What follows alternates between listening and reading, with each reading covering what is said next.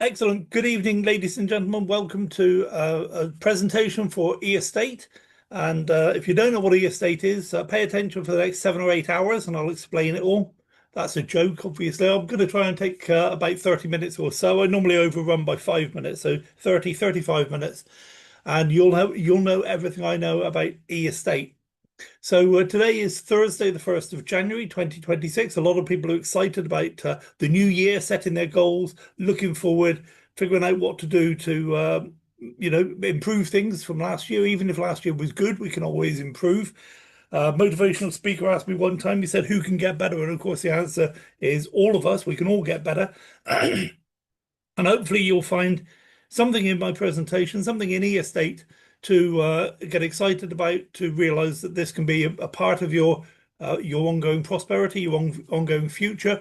It could be all of your focus for making money and securing your income, securing your lifestyle going forward, or it could just be part of a portfolio. Entirely up to you. It works either way.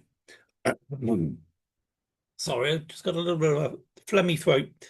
Now I'm going to share my screen and I'm going to pulled a presentation together, and I'll explain why. There's a couple of reasons why.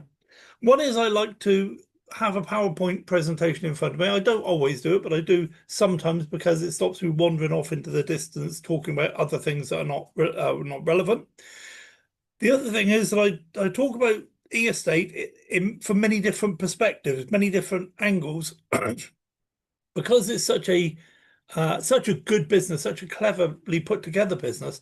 My background is in business management, business coaching, business mentoring, okay, business analysis, that sort of thing. I've got all of that sort of background for the last 30 years or so, part of which was in real estate itself. So that was a nice little benefit to me getting involved in e-estate. There's it put all those skills to work that I had from my real estate business previously. But I look at businesses in lots of different ways. A few weeks ago, I did this presentation and said, and I compared e-estate to an offline or a traditional, if you like, real estate business. All the things that a traditional real estate business goes through in order to make money all the time, and the amount of money it takes, and the staff you need, the training courses, the accountants, the taxes, and just so many other things. Don't get me wrong, real estate is a tremendous industry to be involved with.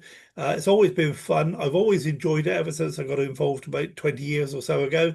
In fact, 20 years ago this year. And yeah, so it's a good business or a good industry to be involved with, but boy, is it hard work. Developing contacts, making legal contacts, financial contacts, investors, the developers of the properties, and just finding tenants and dealing with letting agents and dealing with tenants yourself. And it's just so many different moving parts. So it can be fun, but boy, is it hard work. And of course, e-estate doesn't have any of those drawbacks at all. So I did this analysis of e-estate, comparing it to a traditional real estate business. That's in my YouTube channel. You can find that where you find this video, or post me a request, and I'll put the link to it for you. In fact, if you're part of e-estate, then go back through the chat rooms and you'll find it there. What I've done this time, people have been asking me, well, that's all well and good, but I don't know anything about the traditional real estate business or the marketplace or the industry. So that didn't really make a lot of sense to me. They said it was the best video they've ever seen, obviously, but they didn't get the full benefit of it because they don't know anything about real estate. So they said, what I'm interested in is I've been dealing with stocks and shares for 20 years or so. How does this stand up against if we were to buy some stocks and shares? I thought that's a very interesting thing. I've dabbled in stocks and shares. I've also consulted with companies who are on the stock exchanges, and they have their allocation of dividends and things like that. So I've been involved in it from that side, only in a very small way, but I know a bit about it. So I thought, well, yes, I'll do a presentation about how e-estate works as an investment. But before we do, I want to give you a word of warning.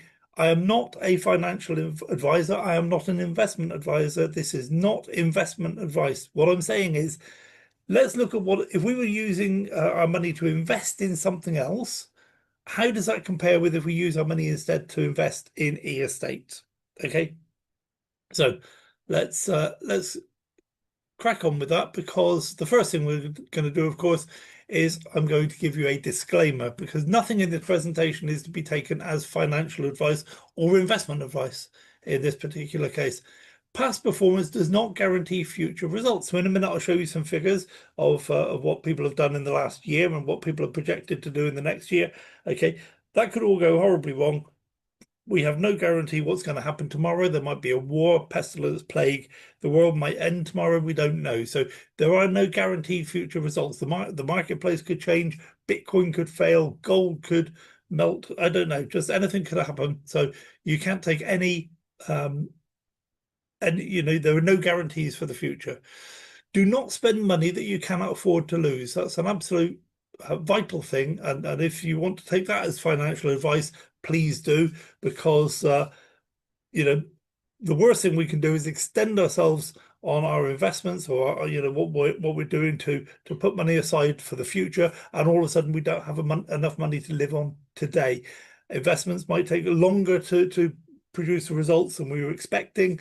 There might be all of a sudden there might be some government taxes that they'd not thought of before they're going to impose on you. So don't spend money you can't afford to lose. It's as simple as that.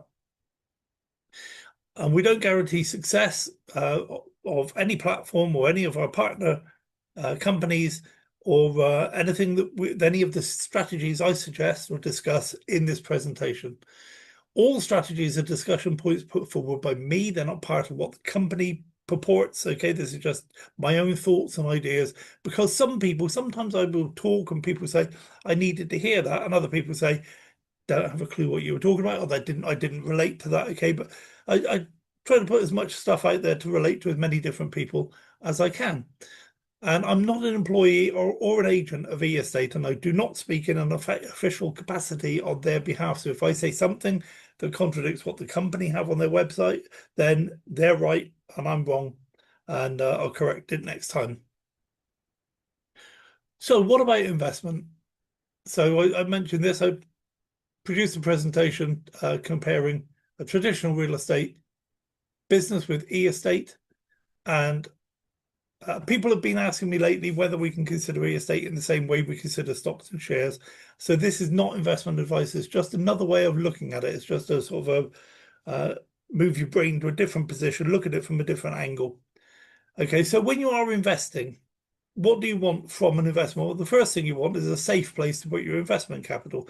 You want at least a reasonable chance that having invested in something, your money's going to be safe and you're going to get it back eventually one day. You also want capital growth. So when you put money in, you want more money back. Very often that doesn't happen, particularly in the stock exchange. You put money in, those shares go south. Sometimes they go south a long way. Sometimes they go all the way south and the money you put in is gone completely. There's nothing left.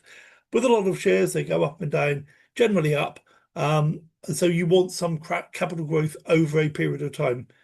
Typically, you would want to have your shares tucked up for maybe 8, 10, 12, 15 years, because you're saving your money towards, I don't know, maybe your daughter's wedding, maybe somebody's college fund, maybe your retirement fund. Okay, so it's not something you're going to invest today and reap a lot of money tomorrow. That's not how traditional investments in stocks and shares and that sort of thing, that's not how they work. It's for the longer term. You also want dividends. So whether you get your dividends quarterly, biannually, or annually, you want to be receiving some money back on an ongoing basis. All the time they've got your money. So you've got this capital growth happening, and also they're going to give you some money as a dividend. And that's a nice little thing to have. But then once we've organized those two things, or those three things, we want to make sure that we're putting our capital, getting our capital growth better than all the other investments. So if we invest in one particular share, we want to try to figure out, is that share actually going to outperform all these other shares? You've got access to thousands of shares, for example. So, and stocks and bonds and CDs and all these other things. You want to say, is this one going to be safe? And also, am I going to get a good capital growth? Is it going to be better than if I put my money over here? And you also want to consider, do you get better dividends than is available elsewhere? Because sometimes you get good capital growth, but no dividends. And you'll see that in a minute. The example I chose shot me in the foot at the last minute, but I will share that with you in a few seconds. Okay, so yeah, you want the capital growth better than anywhere else. You want the dividends better than anywhere else. And sometimes it's a balancing act. You gain here or you lose there. You get better capital growth, but you've exposed yourself to more risk than you wanted to. So you've got to be, pick and choose. It's like a smorgasbord. You take a bit of what you feel is good for you. If you can stand a bit more risk, then you might go for the better capital growth. If you don't, then you settle for less capital growth, but more security. So let's have a look at Tesla shares. So if you purchase some Tesla shares, how much would you make? So let's suppose we invested $10,000 in Tesla shares 1 year ago. On the 1st of January 2025, you could have purchased 25 and a bit shares at $390, 390.10. So you'd have got 25 shares for your money. And your capital now, your $10,000 would have grown to 11,243. And so you think, that's good for 1 year. That's not bad. What does that work out? That's 12.43%. Okay, and you might say, well, that's only $1,000, but it's 12.43%. Is there a bank in the world that will give you 12.43% per year? I can't think of one. The bank that I use for my day-to-day business transactions, my day-to-day personal transactions, they give me absolutely nothing.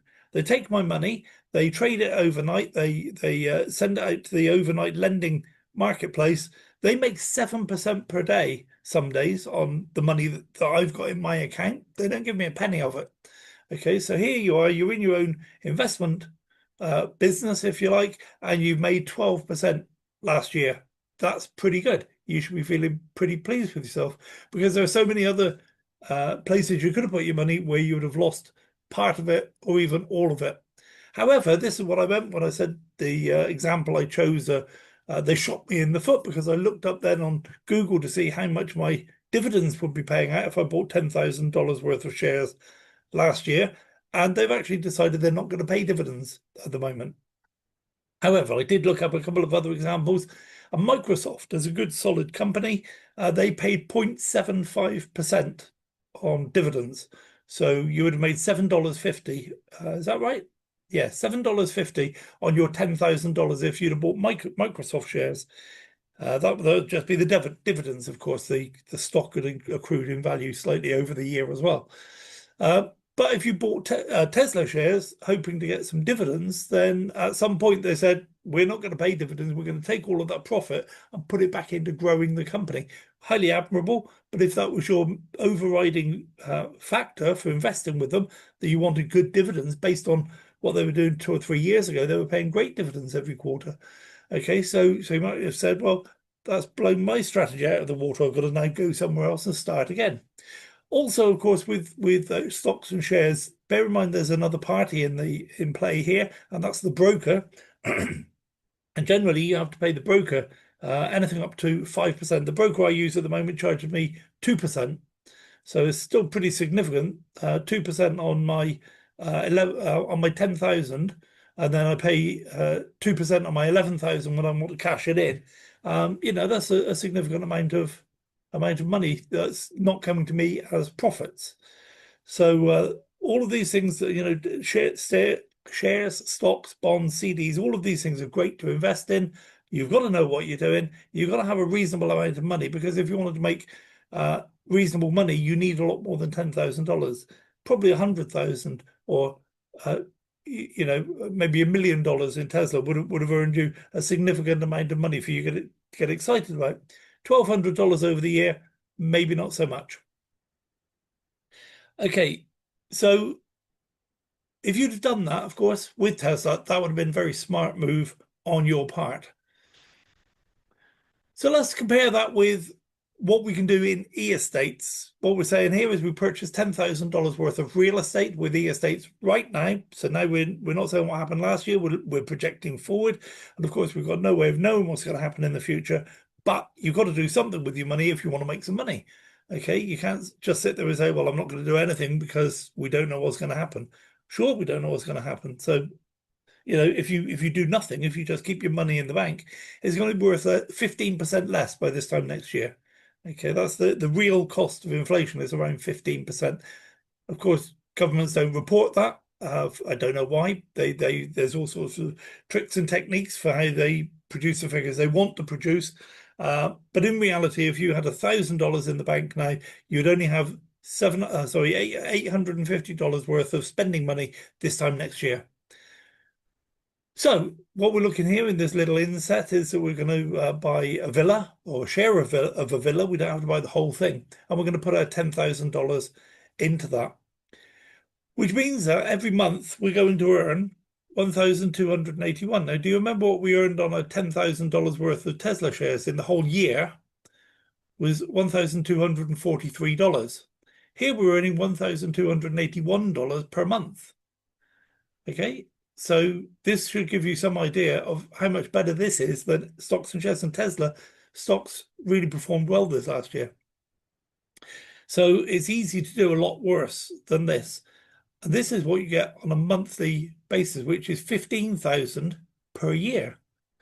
So with Tesla, if the challenge with Tesla or with any shares, if you want your money back, you've got to sell the shares. And of course, you then have to pay the broker. Once you've sold the shares, you stop getting the dividends.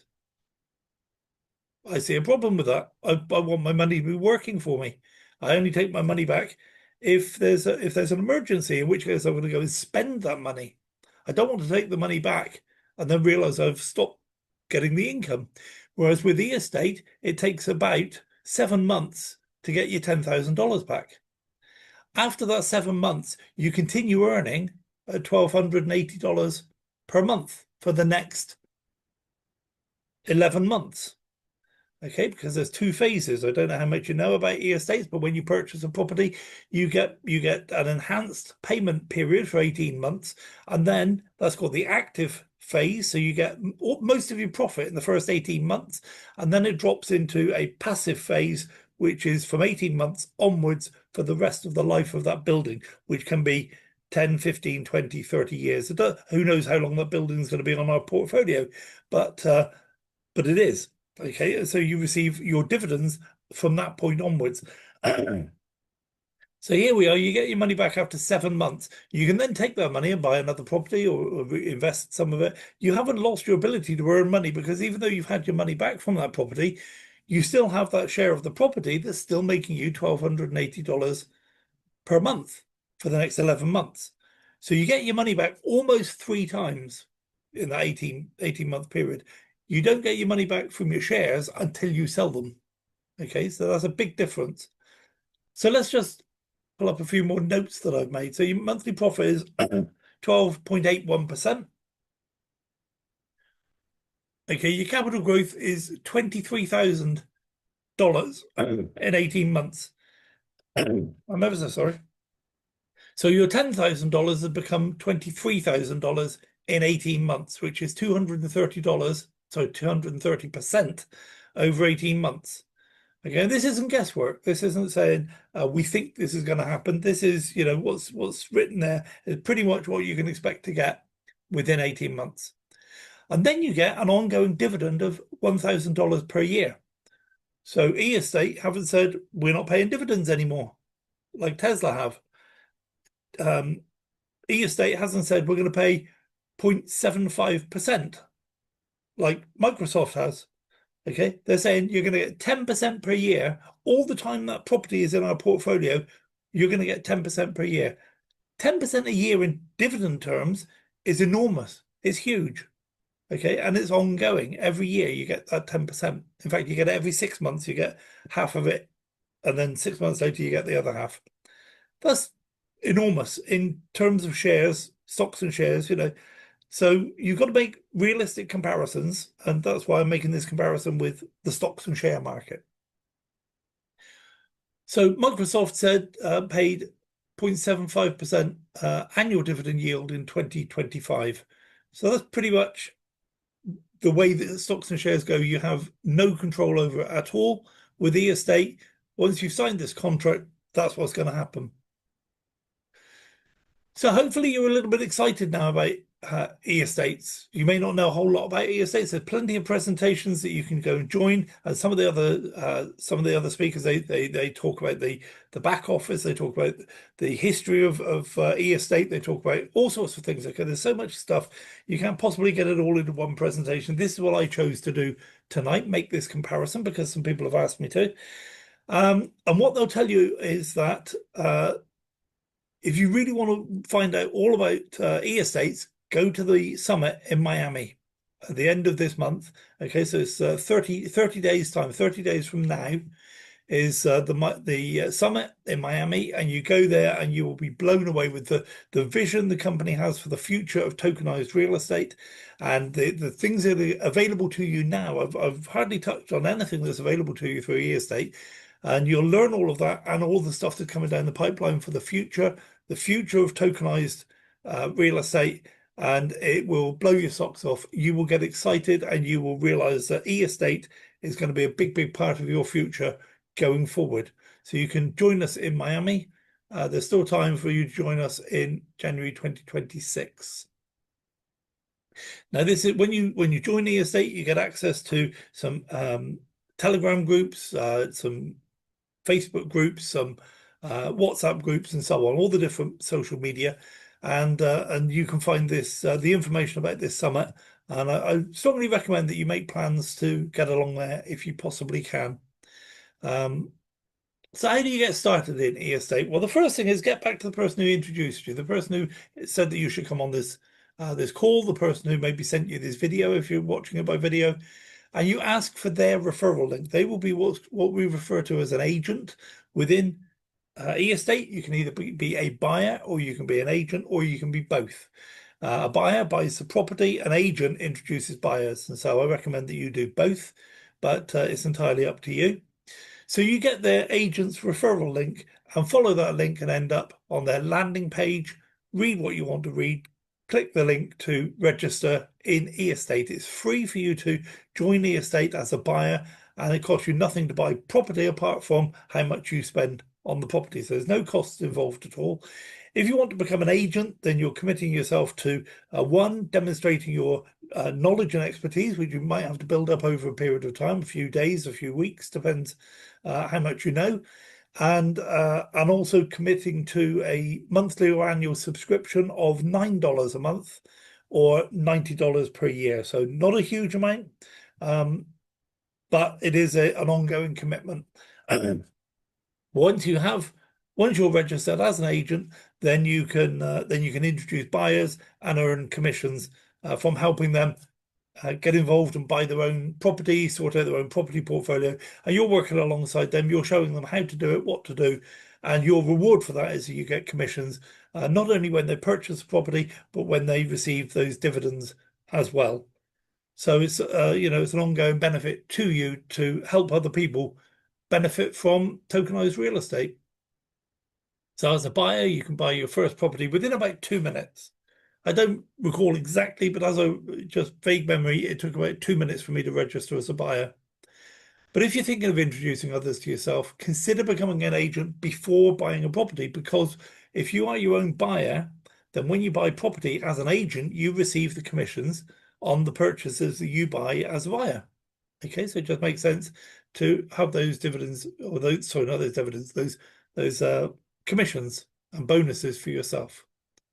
So you deposit your funds into your e-wallet and off you go. You're ready to purchase property, and the person who introduced you will walk you through it. It's very easy to do it on the website. When I buy a property now, it takes me maybe about a minute to buy a property, which is vastly different from the hundreds, if not thousands of hours I spent in negotiations before I ever purchased properties in my own real estate business. So the final part, then, you just need to ask yourself two questions. One is, do you want to get involved, or are you happy just letting this opportunity sail on by, like we have so many times? I've let opportunities sail by before. We all have. I'm not criticizing anybody, but at some point, if you want things to get better, there's an old expression, isn't there, that says if you want things to change, if you want to change some things in your life, you've got to change some things in your life. So we sit there and have a little moan about how we haven't got enough money, we haven't got enough free time, we haven't got enough control in our lives. And then we get an opportunity. It's not an opportunity to get involved in real estate. Well, it is, but it's an opportunity for you to make some more money, generate some more free time, and take control of your life. Okay, that's what we're talking about. It's not really real estate. It's about it's about empowering you to lead the life that you want to. And you can do that. If you do this on a very small scale, then that won't happen. But if you do it on a little bit bigger scale and build up over time, you haven't got to start big, but you build up over time, then it can really make a massive difference to your life. And it can be something you can pass those benefits on to your loved ones and to your friends and family. And you can also pass it on to your beneficiaries when the time comes. Okay, so do we want to get involved, or do we let this opportunity sail on by? I mean, I've let opportunities fly by when I was around, when I was actually working for a number of years as a mainframe computer maintainer. And when I came out of the Royal Navy years ago, the PC industry was just getting started. I was more than qualified to work in that industry, and I chose not to because I didn't really want to work with computers. A lot of people made a lot of money in computers. Most people didn't. Okay, and then when the internet came along, I thought, well, should I get involved in the internet? And I was actually one of the first people you'll probably meet who was actually writing web pages back in about 1994, 1993. I think I produced my first web pages, long before most people even knew what the internet was.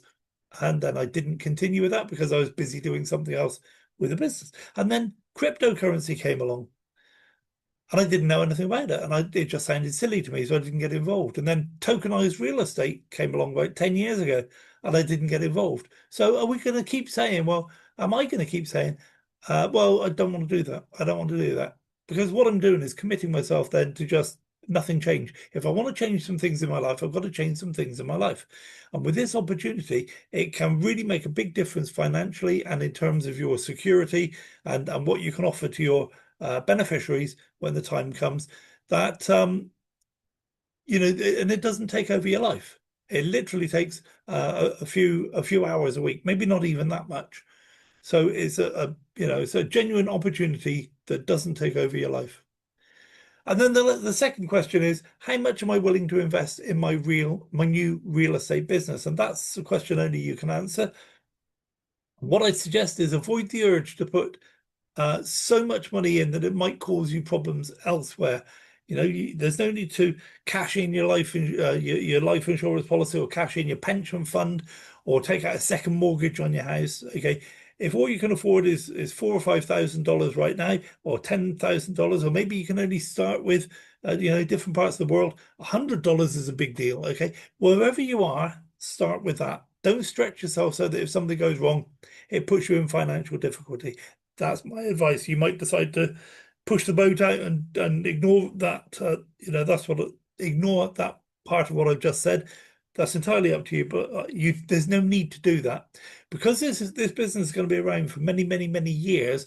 You can get involved at a very modest level and take time then to build over time. You don't have to get in now and be a millionaire by Christmas this year. Okay, just be sensible about that. Don't put yourself in a difficult position, because if something does go wrong, the bottom line is you're going to blame the business. You're going to blame estate if something goes wrong and you have put too much money in, even though it's really not their fault at all. So that's the two questions you need to answer, and then get back to the person who introduced you. Let them know what your thoughts are, discuss it with them, and then go ahead, register, and get involved. So I wish you every success with your estate business in 2026. And I'm sure that if you just take this a little bit seriously, it will make a big impact with your finances. And if you take it very seriously, it will make a really, really big impact on your finances. And by this time next year, you will be looking at a vastly different financial picture in your personal finances.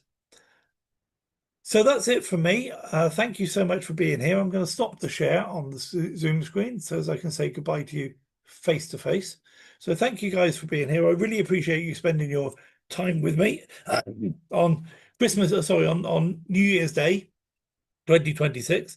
And yeah, I really wish all of you a tremendous 2026, healthy, wealthy, and prosperous. And I hope you find something in estate that's that floats your boat, that's really going to get you excited for your future and your future prospects. So God bless, and I will look forward to seeing you all again at some point. God bless. Bye now.